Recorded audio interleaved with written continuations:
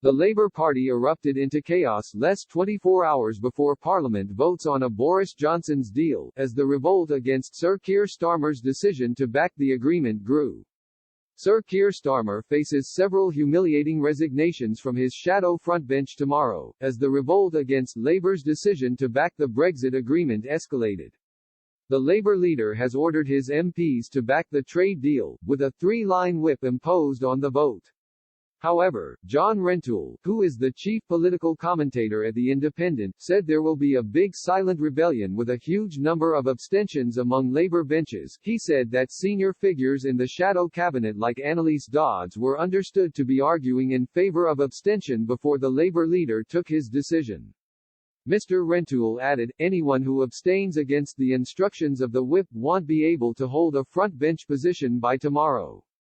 It is thought that Sir Keir is facing series of potential resignations from junior shadow ministers tomorrow in a high-profile rebellion against the Labour leadership.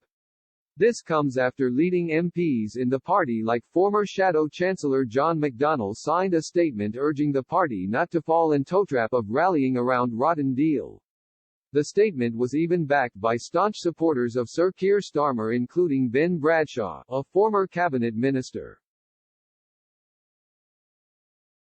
The warning statement read, "This deal is a substantial downgrade of the UK's relationship with the EU and is designed to open the door to rampant economic deregulation, a loss of rights and protections for workers, the environment, food standards and many other areas of life." On Monday, it was reported that more than 20 Labour MPs are set to vote against the deal, but Labour MP, Rupa Huq suggested that this figure was much higher. The MP for Ealing Central and Acton warned that the size of rebellion against Sir Keir was growing. When asked how many Labour rebels she believed were planning to defy the whip, Ms. Huq told Times Radio, "I've seen 20 being said in the papers over the weekend. I'd say it's more than that." Ms. Huq said it made perfect sense to abstain from voting for the deal as it nodded it through, without having their fingerprints on it.